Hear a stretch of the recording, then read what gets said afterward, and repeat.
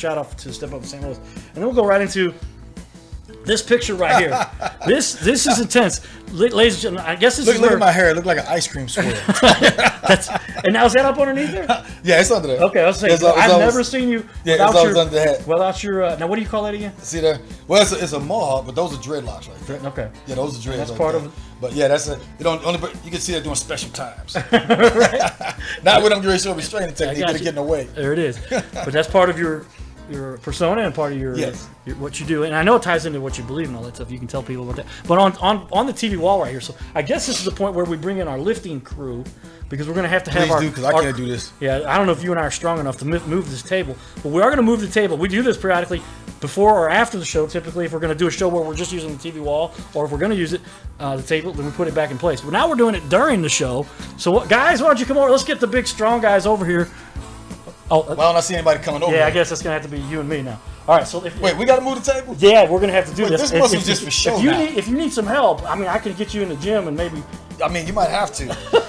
Well, we both kickers. Jermaine, I kick butt, you kick ball, so we should be able to get Jermaine has talked about it, and we might put that up on the screen too. I was gonna jokingly show my series of 50-yard field goals, because I did make it as a professional field goal kicker after my coma. Part of my story, I help people understand. But you can see this table. This is a nice metal table with a glass top. So we're gonna carefully. I explained how we have to move this, and it should. And y'all gotta you all have to get on Cowboy, because I told him that he's used to kick them balls. I'm gonna teach him the Muay Thai, the Jogang, the we're round gonna do kick. A kick where I go. Whoa! He would, man. You imagine what his kick would be like. If I could kick 55, 60-yard field goals, what would I be able to do? I'll put you in the UFC. Here we go. Mama said knock you out. All right, so I think we're just pretty much gonna slide it. All right, so we're good. So this is the TV wall here in the Cardinal Cowboy studio. And Jermaine is going to teach us. I'm going to let you tell everybody what you're going to do. Well, what I'm going to do is, like I said, it might be a question. The question might be getting asked, what should this officer have done differently? That's the question that should be getting asked through all of this, because we always want to improve. We want to learn from our mistakes. That's how we get smarter. If we don't learn from something, then it was just a bad mistake. It's just a tragedy, nothing like that. So we still have to move forward. So I like to show, like I remember what I said before, when somebody gets handcuffed. If you have a vehicle there, you always take them and put them in that vehicle immediately. All right, that does two things, because if I handcuff you, I've taken away your ability to protect yourself, and you can still get up and run away. Just because somebody got handcuffs on, that right, and I'm out of there. Get with the so legs. you still have to keep them secured, which this is probably what this officer's head was. Okay, we got this big guy cuffed, and like I said, I don't know what happened at first, whether he's resisting arrest, whether they were fighting, whether he spit on a cop, whether he threatened the cop's life. We don't know what happened, or if the cops harassed him, whichever it is. So I'm not even going to talk about that. But he thought in his mind that he had to keep this person on the ground while he was handcuffed. Maybe they had dogs in the car.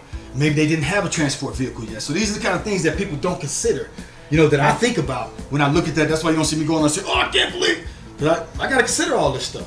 Right. So we don't want to ruin the hat. Take your hat off. I'll take off the hat. Yeah. And this is gonna be nice and easy for me. Should I take off the rings? Can I break a finger here? No, we won't break a finger, but you can take them off. Right. We don't want the jewelry down.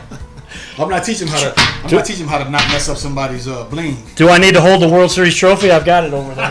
Why you take it down? All right. Now, if you see, just go ahead and lay down, because he was already down. I'm not even going to do a takedown. Okay, lay on your stomach. On my stomach, okay. Can we see it? Can we be seen? Yeah, okay. Okay, yep, you can be seen. And he was cuffed, so put your hands behind your back. Oh, boy. Here we go. All right, so he's cuffed right here, and I'm going to go from this way. Now, he had his knee on his neck. All right? Figuring that he's controlling the head, he can't go anywhere. All right?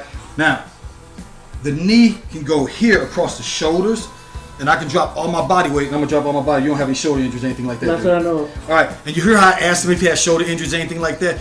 That's supposed to be taken into consideration. Once you got this subject or this person, you got him cuffed, you got to stop from moving. I got to think about the fact he might have a heart condition, he may be on drugs, anything that may make this lethal is what I want going through my head. So I'm going to put all my body weight. You feel that?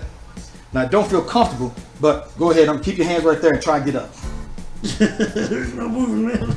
All right, now you can't move. Now, when you got all these other officers, or let's say, even if he's cuffed, he's got his hands. Now, let's say you don't have your hands. I mean, you're not handcuffed. Put your hands down on the ground and put them down like here, because that's where a person try to go.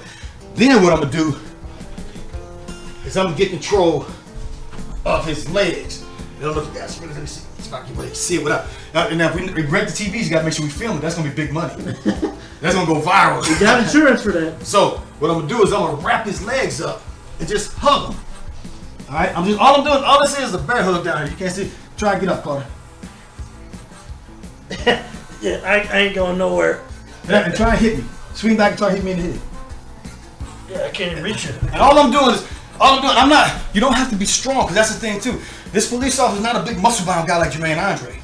So these techniques are designed for a small person to use on a bigger person, because he can even do it to me. Go ahead, wrap my feet. All you gonna do is bear hug my feet. All right. And I noticed that you got to a position where if I were to reach back, I couldn't reach it. Can't even hit you. Yeah, so all I'm doing here is just grabbing like this. Right. Yep, see? So I can't get out and push up like this, and then trying to hit even right here. I can get a few shots on his head there, but it's not real good hits. Okay? So now when my hands are cuffed behind my back, I need my legs to get up. So you can really do that bear hug those legs.